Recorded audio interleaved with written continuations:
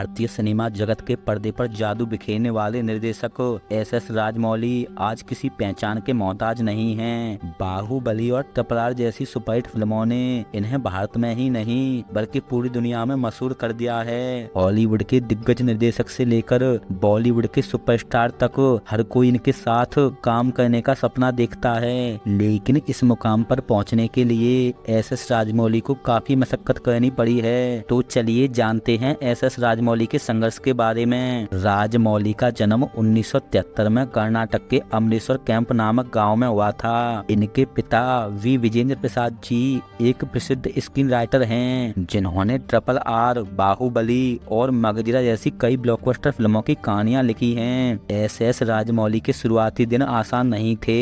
भले ही इनके दादाजी एक अमीर जमींदार थे जिनके पास 360 एकड़ से ज्यादा जमीन थी, लेकिन राजमौली के पिता और चाचा को फिल्में बनाने का इतना जुनून था कि इन्होंने अपनी सारी जमीन बेच दी। लेकिन बदकिस्मती से इनकी कई फिल्में अधूरी रह गईं और जो पूरी हुई वे बॉक्स ऑफिस पर फ्लॉप हो गईं। इस वजह से इनका पूरा परिवार कर्ज में डूब गया और सड़क पर आ गया।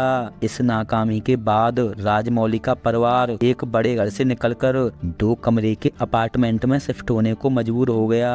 उस समय 10 साल के राजमौली पर इस बदहाली का गहरा असर पड़ा। राजमौली के परिवार को कर्ज से मुक्त होने में कई साल लग गए। इस बीच राजमौली ने 12वीं तक की पढ़ाई पूरी कर ली और हैरानी की बात ये है कि एस राजमौली को 20 साल की उम्र तक ये समझ में नहीं आ रहा था कि उन्हें जीवन में करना क्या है। लेकिन एस राजमौली के पिता को करियर को लेकर लापरवाही बिल्कुल पसंद नहीं थी। इस वजह से इन्हें अक्सर डांट सुननी पड़ती थी। राजमौली के पास अपने भविष्य का कोई प्लान नहीं था, जिस कारण इनके पिता भी चिंता में रहते थे। पिता के डांट फटकार से बचने के लिए राजमौली ने काम करना शुरू कर दिया। ये अपने पिता के साथ सेट पर जाते थे और अपने पिता द्वारा लिखी गई स्क्रिप्ट को बड़े बड़े निर्देशकों को सुनाते थे। राजमौली को कहानियां सुनाने का बचपन से ही शौक था। कुछ समय मेहनत करने के बाद एस राजमौली को फिल्म एडिटर वेंकटेश राव के साथ काम करने का मौका मिल गया। इन्होंने वहां लगभग 6 महीने काम किया। इसके बाद इन्होंने कुछ दिनों के लिए चेन्नई के एवीएम थिएटर में भी काम किया। 6 सालों तक इन्होंने अपने पिता के साथ ही काम किया।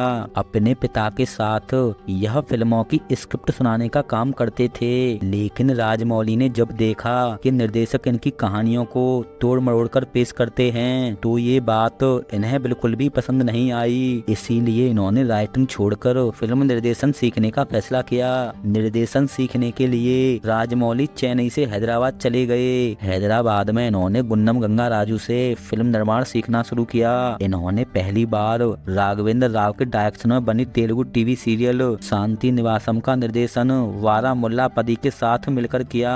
फिर इन्होंने तेलुगु फिल्म इंडस्ट्री में प्रवेश किया और अपने करियर की पहली फिल्म स्टूडेंट नंबर 1 का निर्देशन करना शुरू किया, जिसमें जूनियर एनटीआर मुख्य भूमिका में थे, जिनके परिवार का फिल्म इंडस्ट्री में एक मजबूत बैकग्राउंड था। यह जूनियर एनटीआर की पहली फिल्म थी, इसलिए अगर इसमें कोई गलती होती तो इनके करियर के लिए बड़ा खतरा पैदा हो सकता था। साथ ही राजमौली के लिए भी बड़े प्रोजेक्ट मिलना बंद हो सकते थे। राजमौली ने फिल्म पूरी कर ली और जब यह फिल्म रिलीज हुई तो यह फिल्म सुपरहिट हो गई और जूनियर एनटीआर रातों रात स्टार बन गए। इसके बाद राजमौली ने कई और फिल्मों का निर्देशन किया, लेकिन साल 2009 में इन्होंने मगधीरा फिल्म का निर्देशन किया। इस फिल्म ने दर्शकों का दिल जीत लिया। यह फिल्म इतनी लोकप्रिय हुई कि यह फिल्म 1000 दिनों तक सिनेमाघरों में चली। मगधीरा एक ऐतिहासिक प्रेम कहानी है जिसे राजमौली के पिता विजेंद्र प्रसाद ने लिखा था। यह फिल्म उस समय की साउथ इंडियन सिनेमा की सबसे बड़ी फिल्म थी। इस फिल्म ने 2 राष्ट्रीय पुरस्कार भी जीते थे। मगधीरा की सफलता के बाद राजमौली साउथ इंडियन सिनेमा के एक बड़े निर्देशक बन गए। इसके बाद इन्होंने विक्रमार्क कुड्डू नाम की फिल्म का निर्देशन किया, जिसे बॉलीवुड में रावडी राठौर नाम से बनाया गया था, जिसमें लीड हीरो अक्षय कुमार थे। इसके बाद इन्होंने कई और फिल्मों का निर्देशन किया, लेकिन इन्हें पूरी दुनिया में पहचान तब मिली जब इन्होंने बाहुबली और ट्रिपल आर फिल्म का निर्देशन किया। इन फिल्मों को पूरी दुनिया में काफी ज्यादा पसंद किया गया और एस राजमौली पूरी दुनिया में मशहूर हो गए। तो दोस्तों, आपको एस राजमौली की फिल्में कैसी लगती हैं हमें कमेंट बॉक्स में जरूर बताएं, और आपको हमारी जानकारी अच्छी लगी हो तो वीडियो को लाइक करें, शेयर करें और चैनल को सब्सक्राइब करना बिल्कुल ना भूलें। Thank you for watching.